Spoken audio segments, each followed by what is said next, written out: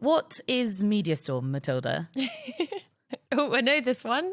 MediaStorm is the news podcast that starts with the people who are normally asked last. Right, but what does that actually mean? What do we do?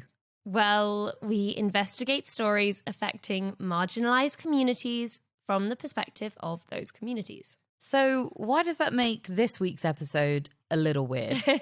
Well, because this week we're looking at policing from the perspective of the police. Yeah, not exactly a marginalised community. Can't argue with that.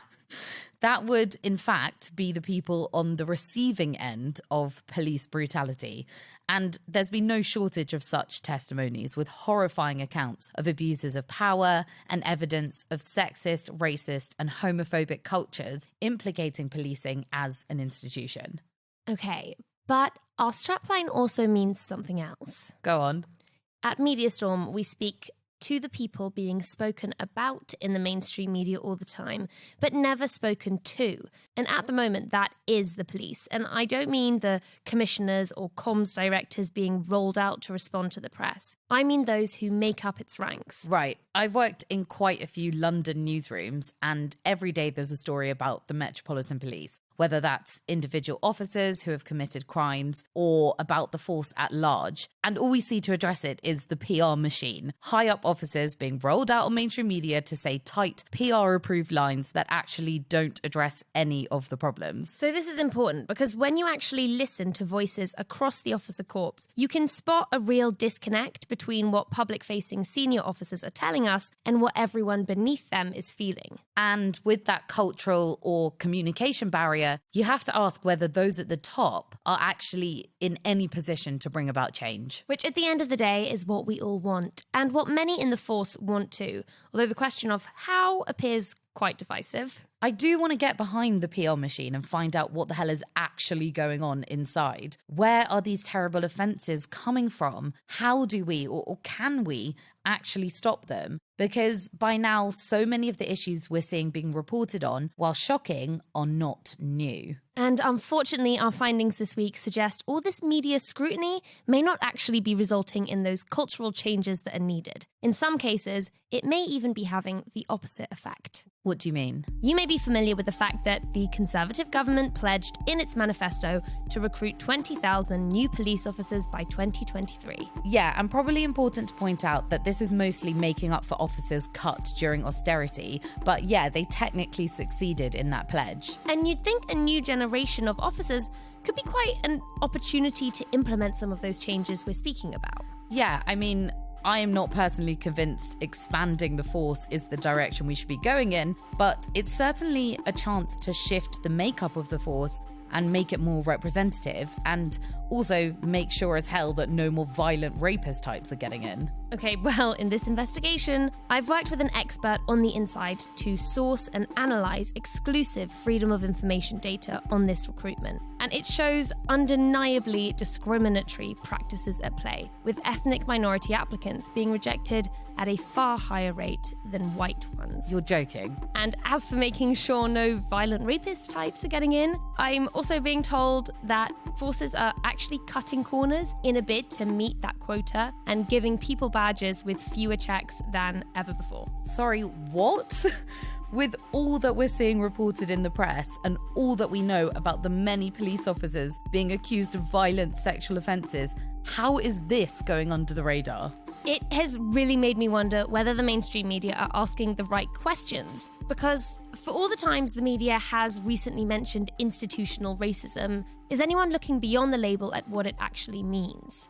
Something I'm hearing from individual officers is that blame and accountability is falling in the wrong places. And that really is a topic for MediaStorm, where we try and find out what the media could be doing better to provide the real social value it was built to provide. I'm off to learn from lived experience. I'll be asking officers with a wide variety of professional and personal insights what is really going on.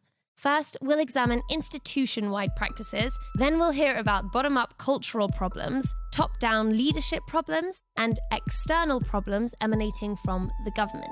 And I'll see you back in the studio with two very special guests. Founder of the UK's Black Police Association, Dr. Leroy Logan, MBE, and ex-officer turned Black Lives Matter leader, Chantelle Lunt. to discuss everything around this media storm.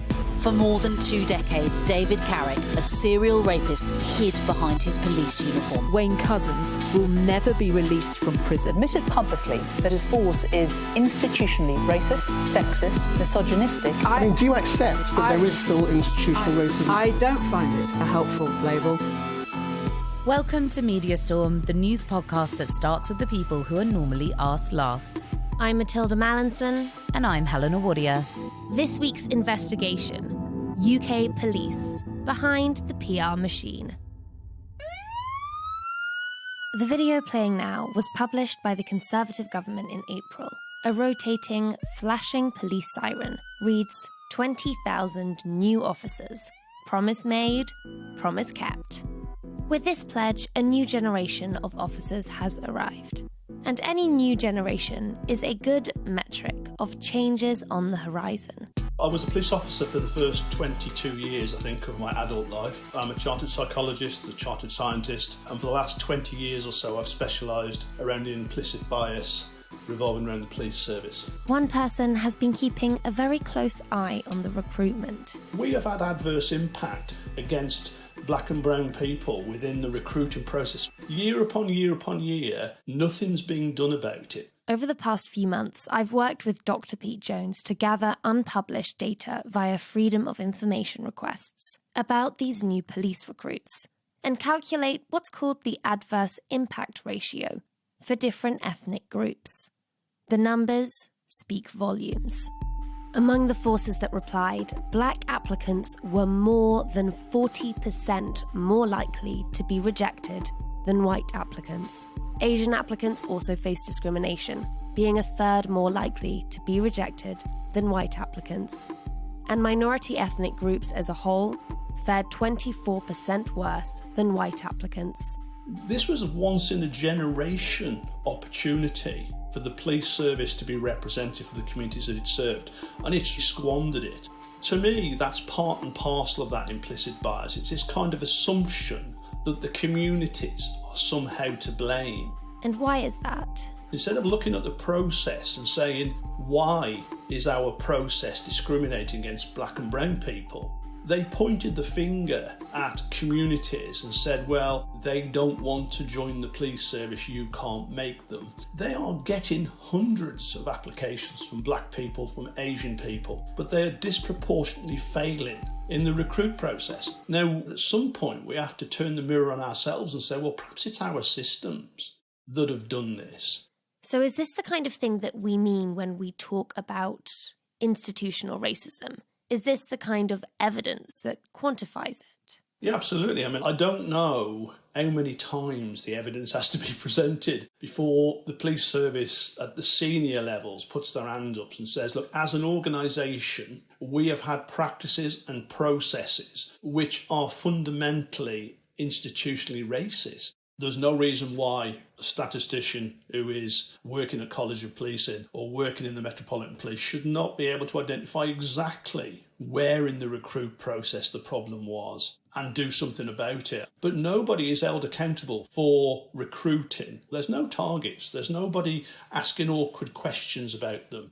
It's interesting to me that you specifically underlined systems in your answer and not people. Yeah, I think it's not necessarily about the individuals. You know, fair and equitable individuals can work within an institutionally racist system. I see the recruiting process as institutionally racist. I don't see all the assessors. I don't see all of the people who develop those processes or the HR managers who run them as racist. But I do think that the lack of scrutiny of the process and not seeing the patterns, those systems are institutionally racist. Even the 95% who are not racist, sexist or homophobic are going to find it really difficult for their practice not to become racist or homophobic if the systems force them in that direction. And I think individuals further down the organisation need that explained to them. We are not talking about you as a frontline operational response officer. We're talking about the systems that we operate. You know, try not to be defensive. I decided to put our findings to an officer, a black officer, who was rejected 4 times in 3 years before he was finally accepted into the Met in 1992. The first recruitment campaign for people from minority backgrounds in the police service took place in 1971. Here we are, 60 years later. The police are very good at coming up with a plan. They're not very good at sustaining the plan. There's been so many wonderful plans. Don't tell me about what you're putting in the shop window. Show me what you're doing in the stockroom. My name's Gamal Tarawa. I like to be called G. Up until 2018, I was a police officer with the Metropolitan Police and all-round troublemaker. G has relayed the discrimination he's faced in a BAFTA-winning short film, The Black Cop. And they said, we think you're the wrong colour for the job. And I had some of this shoe whitener that we used to whiten our trainers with. Come on, mate, you can do it. No, and they painted me white. The profession of policing, I am absolutely 100% proud of. Some of the behaviours within the culture, some of the people within the culture, I'm not proud of. I want to talk about this grassroots culture in the police, how it catches on and why it seems to be so persistent. If I had the answer to that question, I'd be a multi-millionaire. What would I say? It's a culture that keeps getting repeated. Yeah, you want to fit in, you want to be part of the team, you want to be part of the banter, you want to be part of the fun. Part of it is the nature of the job. You very quickly see the world as us and them. You have a culture that marginalises. It's got a right-hand mindset. When the left-handers come in, it's very difficult to fit into that right-handed environment. You have to become ambidextrous. So when we're talking to the organisation saying that things need to change, the right-handers are looking around and saying, I don't get what you're talking about. Everything's fine. I mean, my left-handedness, for want of a better phrase, would have been my colour and my sexual orientation. The bullying just got to a point where I just broke and wanted to commit suicide. That was a big turning point for me. And the turning point was, actually, I need to take ownership of me. I became the first openly gay black officer to come out. How long did you stay in the force and why did you ultimately decide to leave? I did 26 years. I was 4 years away from doing 30. And I think I'd got to a point where I got tired of being told who I should be. It was like breaking out and becoming the butterfly that I should have been years ago. This culture of marginalisation, as G described it, takes many forms and is present at many levels of policing. One that springs to mind was during a police operation in London. We had to go and locate and arrest a violent man for murder.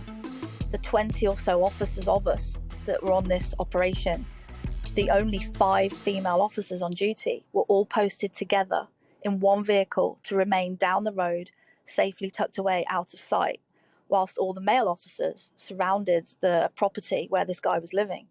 Introducing Sophie A. Matthews, an alias used by a serving officer, the same name from which she authored The Thinner Blue Line, a book that details her experiences as a woman in the Met Police for 14 years. We were all fuming, feeling very unappreciative and discriminated against, and the sergeant that organised this operation was actually reprimanded for this afterwards. But what annoyed us most was that during the briefing, when he posted the officers, nobody spoke up or challenged him. All of the bosses were present, but nobody challenged him. And I know why he did it. He just thought, women, weaker sex, get them out of the way. But we are there to do a job. And, you know, I honestly believe most officers and most people do recognise the need for both sexes in the police. But there was a male detective who I massively respected and admired. He said in an open office one day in front of the whole team that no women should be police officers. And this was as recent as 2015. So we're only talking 8 years ago. It's sad to think that is still there. But Sophie was keen to stress that discrimination is not just internal. In my personal experience, I actually have probably been more a victim of public perception based on my sex rather than internally with the police. I was posted on a night duty with another female. We responded to a call from some residents in a council block that some youths were smoking weed. We quickly saw that they were not youths, they were full-grown adult males, and there was quite a few of them. Very quickly, I was surrounded by these males who were big, 5 or 6 of them, towering over me, very angry that we were there. and I knew straight away I was in trouble. I used all sorts of police tactics that were running through my head. Nothing worked, and I was left face to face with this huge guy towering over me with a clenched fist. I honestly thought, this is it. This is the first time I'm going to be assaulted on duty. I then heard literally a police car come flying around the corner, the sirens wailing. A male colleague jumped out and ran towards us. And no joke, all these men literally just scattered. And I had no doubt this was because this was a male officer. They didn't care that prior to that, it was 2 female officers. They didn't have any regard or respect for the fact that we were wearing the uniform.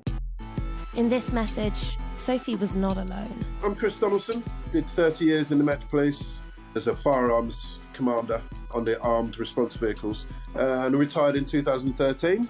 I never dreamt of being a police officer. Black kids in them days, to some extent now, don't consider the police force because of family pressures, community pressures. You're just one of those things you don't consider being. My first duty at Notting Hill, I was getting petrol bombs and bricks thrown at me by black people.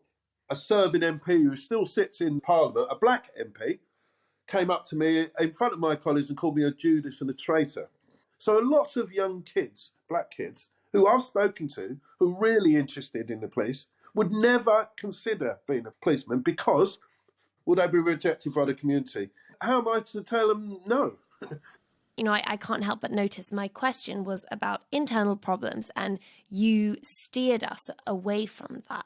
Is that to imply that, you don't think these internal problems are as relevant or that accounts of them may be unfounded?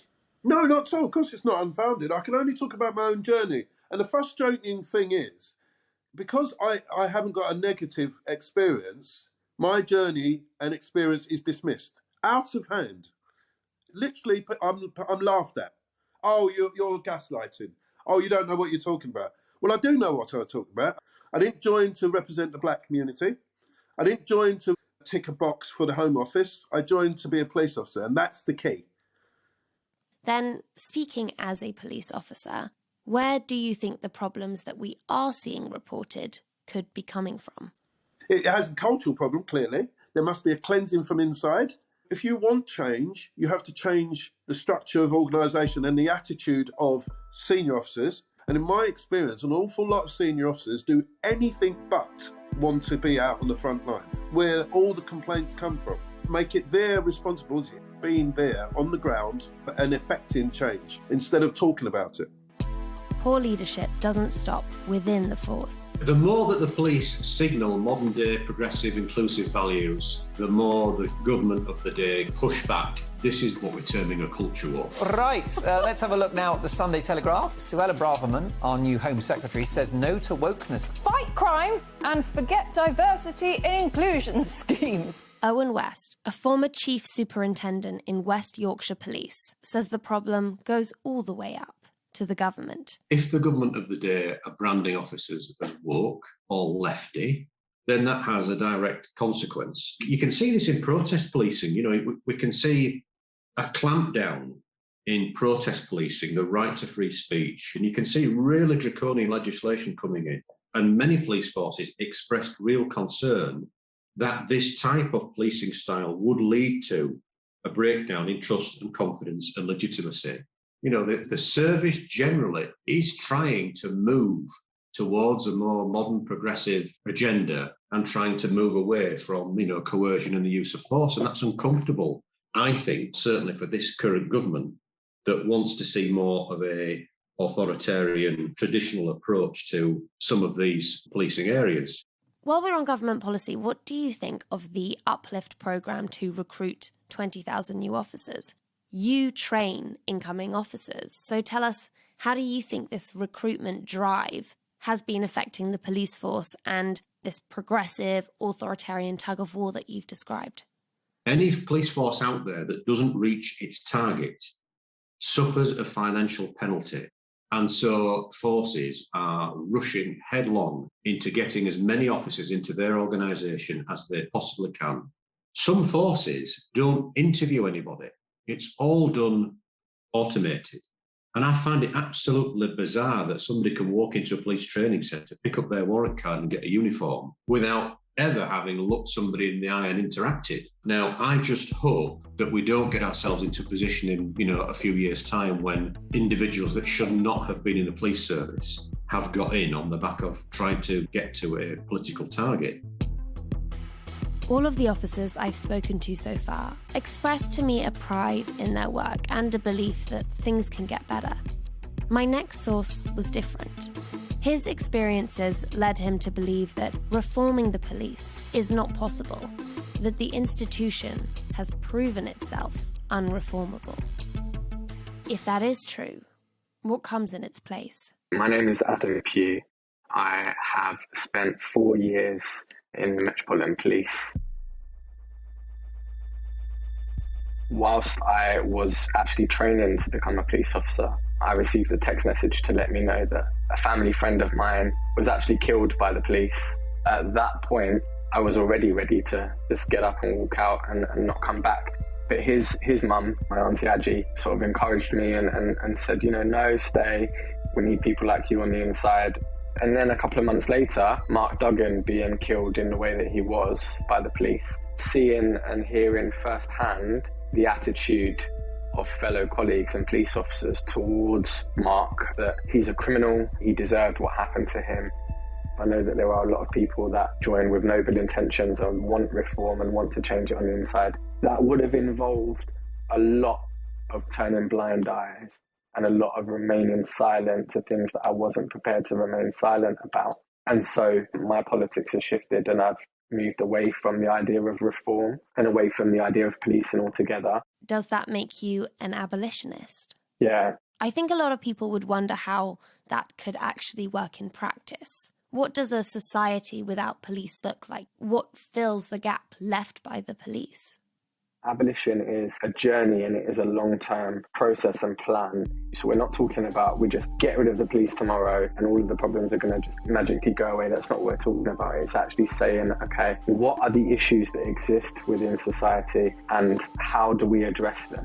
Much of policing is reactionary. It is reacting to things that happen. We are constantly chopping down branches without ever getting to the root cause of the problem, whether that is, people that are adequately equipped to respond to people in a mental health crisis and making sure that communities are properly resourced. When I look at the safest parts of our society, they're not the parts that are the most heavily policed. They're the parts that are the most heavily resourced. It's also a project of the imagination. It's just daring to imagine a different world. We've been having conversations about reform for longer than I've been alive. It clearly isn't working. If the purpose of today's investigation is to ask people with lived experience of policing where the problems really lie, I'd like to share an observation. A pervasive feeling among officers I spoke to, on and off the record, is a feeling of disgruntlement, of betrayal by their seniors, by the public, by the press. It's not a feeling that lends itself to unified, collective change. These police officers are us. They bleed, they cry, they have emotions. We've got to remember there are humans behind headlines. I asked Oliver Lawrence, host of Protect and Serve, where this estrangement was coming from. I think balance and proportionality is the key to this. You very rarely see good news police stories on the news because they just don't sell papers. Policing is a very quick fix. It becomes solely reliant upon for the failures of other government departments. And the problem is that, when the media report on these things, the police are pulling away from mental health provisions, police is letting down communities. And then the media's balance around reporting on that can sometimes be A, misleading and B, quite hurtful. What I'm just trying to get across is there are far more good than there is bad. Today, we want to ask how the media can be constructive in holding police forces to account, and where it might be having the opposite effect. That takes us back to the studio. Thanks for sticking around.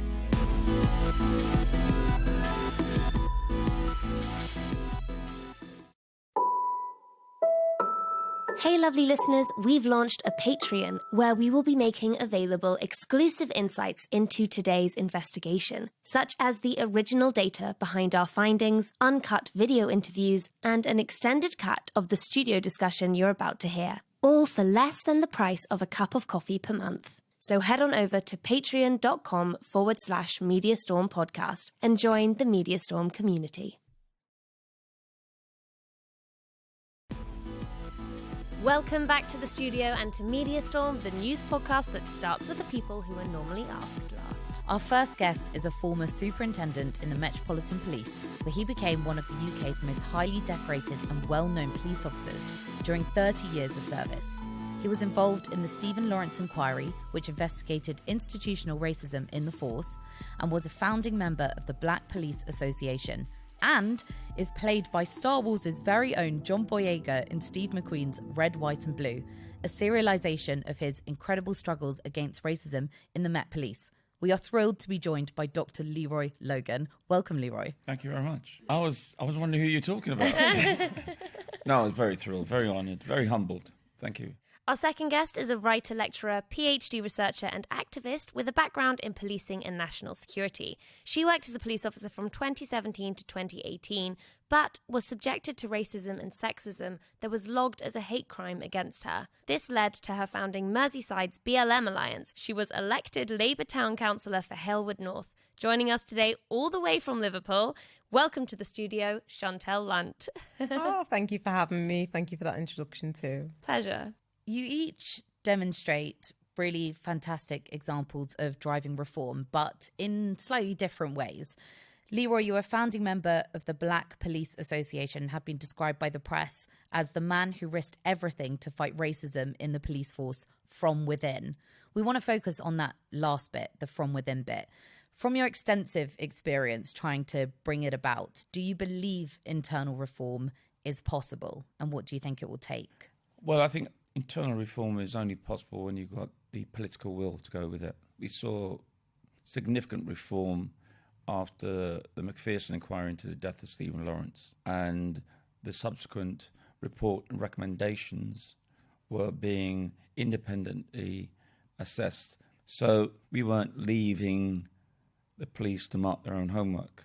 So equality, diversity and inclusion was up the agenda, but this current government took the pressure off and they defaulted back to what they're comfortable doing. So you think it's possible, but we're not heading that direction right now? No, it might be after the general election, we don't know. Thanks.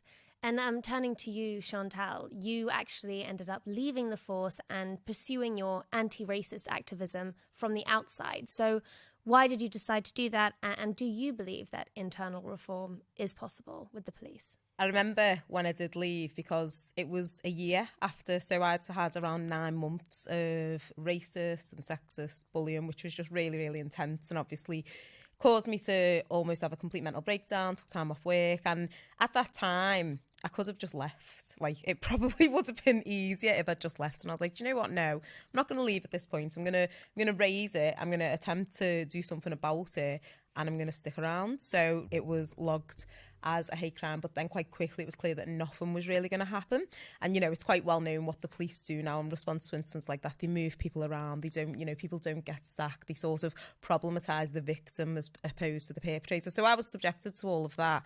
And for a long time, I was a bit of a pariah within the force. Like, no one wanted to work with me because I broke the, you know, the blue line of silence where we don't tell on other officers. But over this time, I got offered a permanent role. I was offered, you know, the force to pay for my degree and put me on this pathway to be, you know, a chief superintendent or whatever. And I remember looking in the mirror and I had the uniform on and, you know, people weren't being horrible to me anymore. And I looked in the mirror in the uniform and I thought, has anything actually changed? Did any of those issues that I flagged, had they been addressed? And the answer was no. I could still see women being subjected to misogyny. I could still see the issues that I'd raised around racism and nothing happening. And it was clear to me that the sort of condition of me saying was, well, just don't tell tales again. Do you know what I mean? You'll be fine. You'll progress if you just don't raise these issues. And so for me, it was a case of, I can't be in a force where I'm expected to look the other way. I've gone through the entire complaints procedure and I can see that it doesn't work. So I have no voice to fight against it.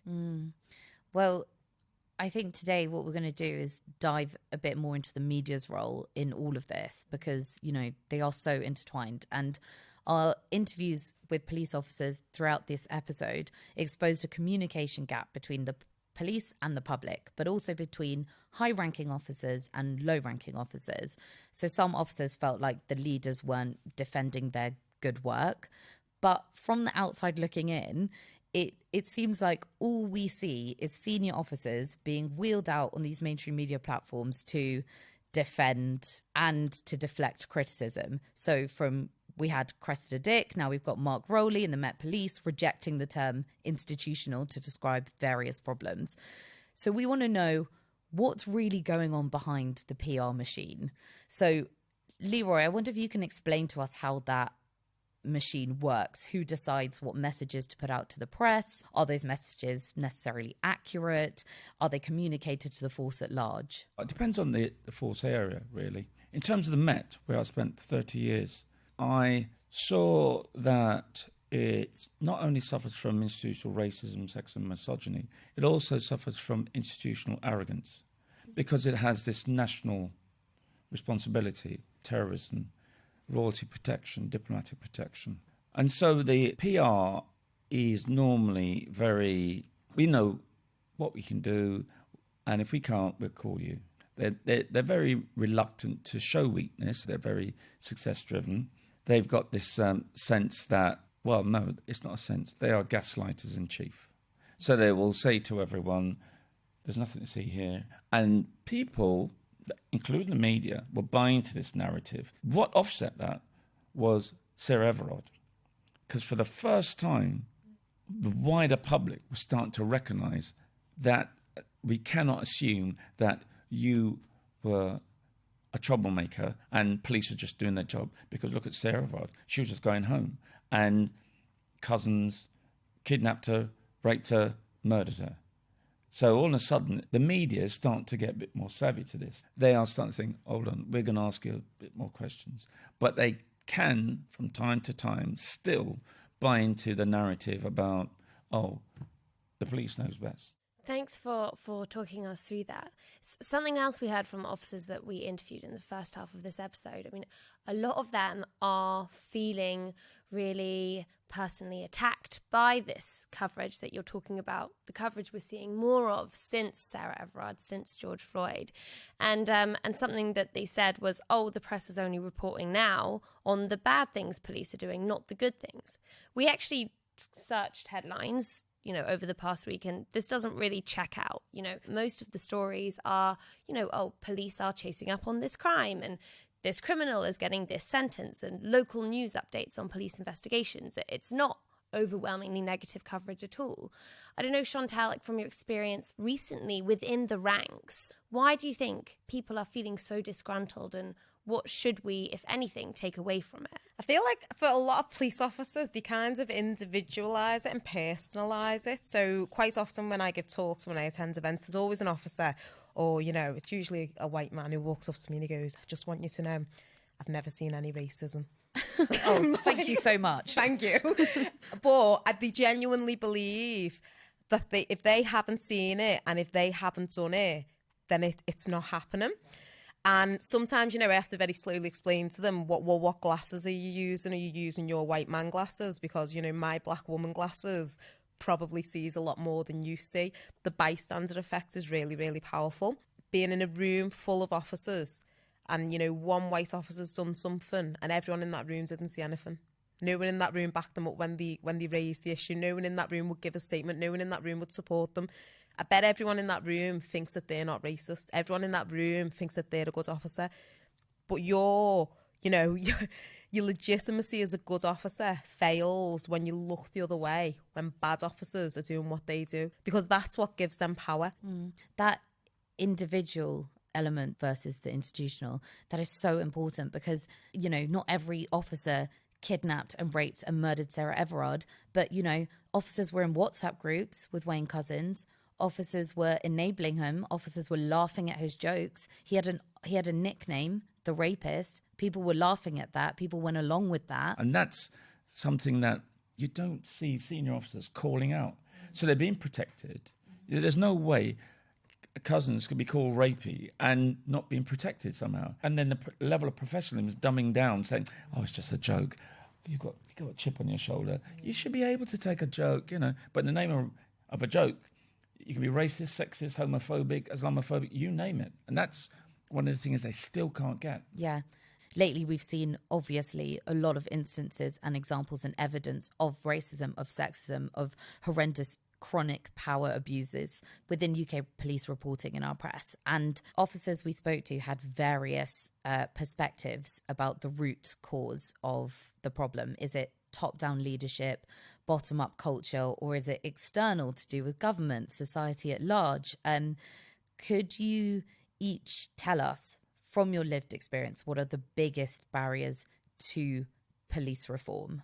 I think hierarchy is a big barrier. I'm sure we all remember when Nicole Smallman and Bieber Henry were murdered and those horrible pictures were going around police WhatsApp groups. Yeah, just to give the context, that was when police officers on the crime scene took photos of the bodies of these sisters, selfies with them in it, and shared them around. Yeah, in a lot of WhatsApp groups with a lot of officers.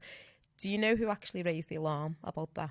A probationer, which is essentially an officer in training, like what I was. It's often officers who are younger in service who are coming in and kind of seeing it with those fresh eyes, who haven't internalised that culture. And the reason why this is a point of tension often within the police force is because of the hierarchical nature of the police force. So I'm sure that young woman who saw those selfies would be a massive voice in looking at how we imagine a police force that serves the needs of the community. But because of her rank, probably every time she opens her mouth, she isn't being listened to in the same way as other officers. So I feel like the police has to flatten that pyramid. I'd say a lot of these younger officers who are coming through, Gen Z and so on, they're the ones we really need to be listening to, because they really will not put up with it. And so their voices need to be as valid as the officers who've got 30 years plus service. Thank you. Leroy, do you agree? Yeah, but I build on it from this point of view, because policing was actually set up to protect the haves from the have-nots. So their actual system is very protective. And so if they're challenged, they close ranks at the expense of truth and justice. So that's why I was very clear that I have to join with a certain mindset. I am a black man who happens to be a cop. I'm not a cop who happens to be black. Big difference. And even the white majority male colleagues don't have a real identity outside the organisation. That's why a lot of them, they're like a fish out of water when they say, well, what do I do after 30 years or 40 years? Oh, they become a police staff member, or they're going to local authority where their other mates are, because they can't operate outside that bubble. Right. What I really appreciate about this conversation is that you are pinpointing such clear institutional issues. I mean, the hierarchical structure, the infectiousness of the culture. And I wonder whether the media is kind of failing to get into that nitty-gritty of, okay, sure, we want this label of institutional racism to be confessed to, but what does that actually mean? And one example of this is this recent Uplift program, the recruitment of 20,000 new officers. And on our investigation this week, we sourced the ethnicity data of everyone who applied, cross-referenced that with everyone who was appointed, and there is clear evidence that there was very racist, discriminatory practice in play during this recruitment. Black applicants were 40% more likely to be rejected than white applicants. And while we saw the 20,000 recruitment number bandied about loads in the media, Boris Johnson dressed up as a police officer saying, oh, we're recruiting 20,000 new officers. What we haven't seen is any actual interrogation of what institutional practices are in play that are creating this problem. I mean, what's your responses to that data, to those findings? Does that fit with your experience of applying and promoting? Yeah? I'm not surprised at all. I mean, we saw that with the recruitment, retention and progression figures in the McPherson. The recommendations were clear. I was working with the Home Office around this. And when you do that cross-cutting work, it's very clear that they deselect people even before through the application process. And then they'll actually offer jobs to people who look like them. And then even when you get in the organisation, you're demotivated. You're not going to get the opportunities that your white colleagues get. A lot of them, they have the social networks that you're excluded, maybe because you're black or you have a certain faith or agenda, whatever it may be. And people lack confidence. It needs an analysis around this. And that's one of the reasons why I thought I'm going to come to this conversation, because you're looking into the nuances of it all.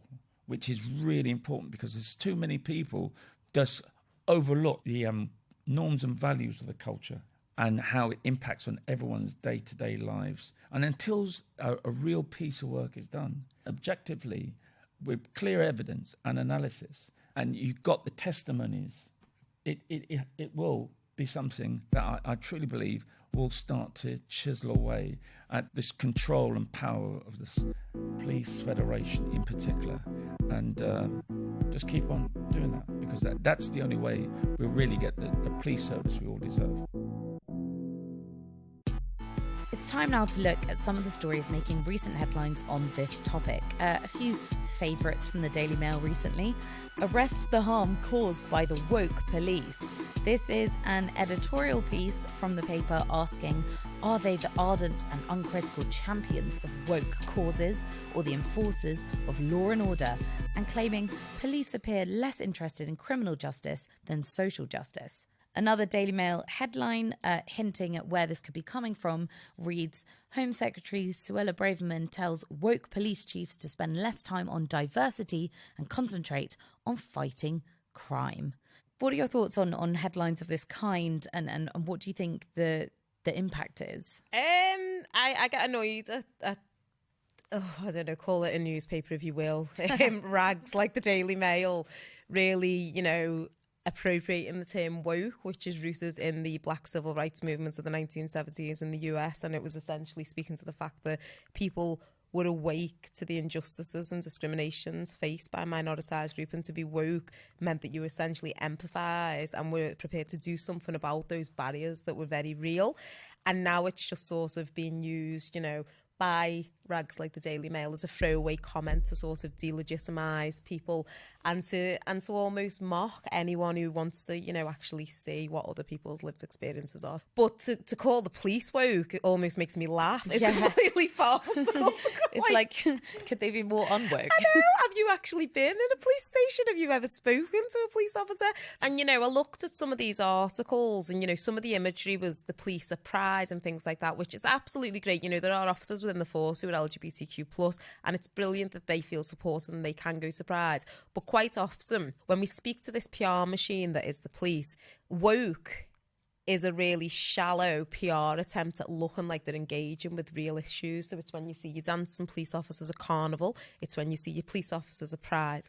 But you don't see police officers when black houses are being broken into, and that's when black communities are being unprotected. And a lot of people were really questioning, well, you can't turn up at our marches, you can't come to Carnival and dance with us and then ignore us for the rest of the year when we actually need you. Black communities are asking genuinely to be protected. LGBTQ+ communities are asking to be taken seriously when hate crimes are committed against them. So these headlines drive me mad because they're false and no one is actually being saved. The police aren't woke. They're not helping anybody. If the police were woke and they were using a term like woke, I'd be like, you know what? They see diversity. They see the needs to be representing and meeting the needs of communities who are quite marginalised.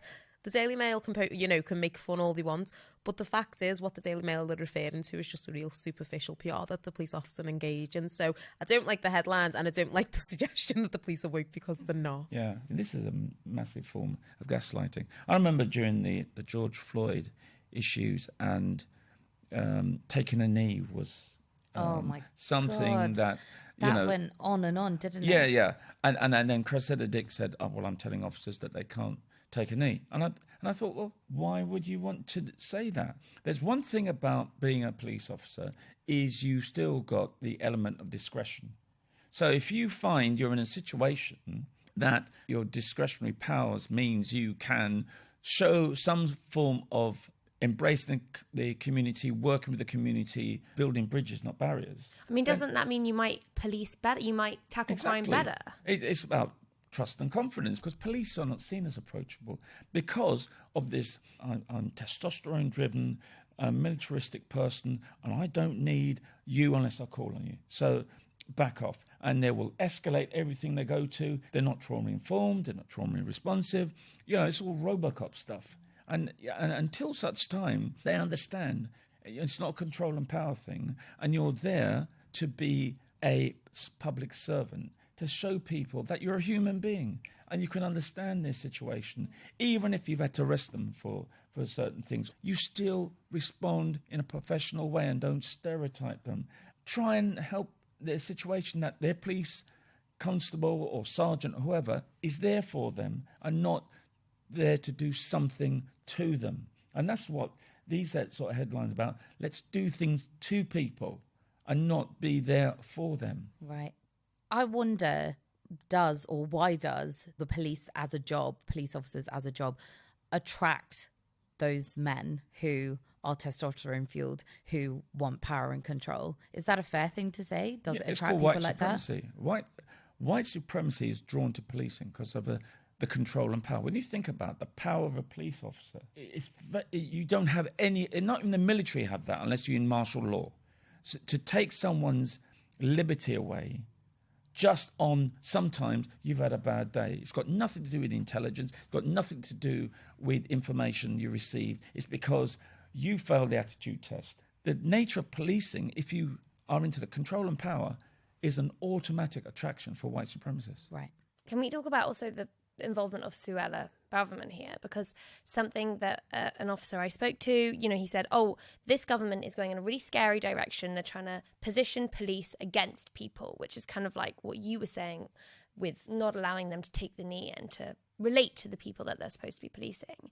And just lately, we've seen a lot of headlines because Suella Braverman has come out and been like, hey, I back police to ramp up stop and search efforts. And, she's not really doing anything. She's just saying something and she's getting a headline in every paper for it. And this is clickbait. This is a culture war.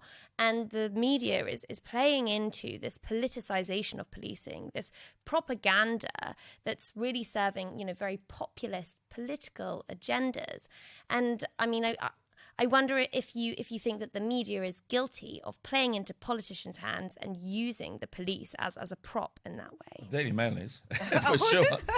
100% aren't they? And when I was reading the Suella headline and reading the article, I thought it was really interesting because they can't really get away with the black-on-black crime narrative anymore. So instead, they say black young men are more likely to be the victims of knife crime. So they've just flipped it on its head a little bit.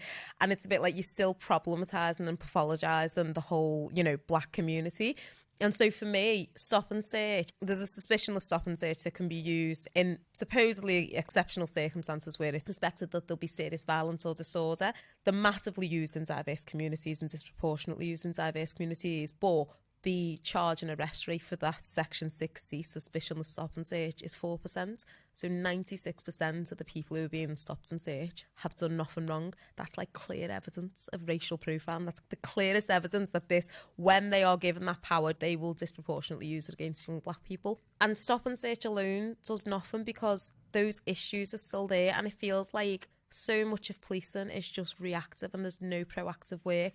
The only way you will take away those young boys feeling like they need to carry knives and these young people feeling like the only way to get ahead is to sell drugs is by putting real opportunities in communities that have none. And I'm not talking about racial communities, I'm talking about working class communities, the white communities in my area too. The whole pathologising of young black people and making it a black issue really is a misdirect because it's a societal issue. And as you take away the funding and you take away the opportunities and you take away any hopes and aspirations for young people in working class areas, that's when you see all the violence ramp up. Dr. Leroy Logan, thank you so much for joining us. Where can people follow you, and do you have anything to plug or say? Well, yeah, you can follow me on my website, leroylogan.com, and it has on there my Twitter feed, Leroy Logan 999. Please don't report crime on my Twitter feed. The 999 was something that I thought of, well, it just shows I actually do value being a police officer because there's some great people in there. It's just that, unfortunately, we're not sure if they're outnumbered, the good people. Also contributed to a book called Black British Lives Matter. And, of course, the Small Axe film, Red, White and Blue, is still out there. So please go and check it out on iPlayer, or if you've got money, Amazon Prime. But, yeah, I'm still around making a annoyance of myself. I'm that pebble in the shoe, the itch you can't scratch. Yeah. Anything else I can think of. So it's good being there and, yeah. Chantelle, how about you? Can people follow you? Is there anything you'd like to plug? So I am Chantelle Lunt, I think, on all social media platforms. It's in different variations. There might be an underscore in there or a dot, but you should be able to find me. I'd love to plug Why I'm No Longer Talking to Institutionally Racist Police. That's the podcast that I do with Michael Morgan, available on all good podcasting platforms. Follow Midside BLM Alliance or Midside Alliance for Racial Equality on Twitter, Facebook and Instagram too.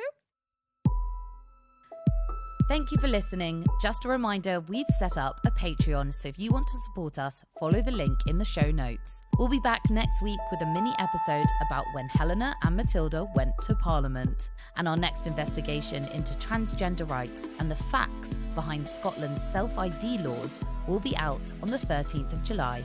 Follow Media Storm wherever you get your podcasts so that you can get access to new episodes as soon as they drop. If you like what you hear, share this episode with someone and leave us a 5-star rating and a review.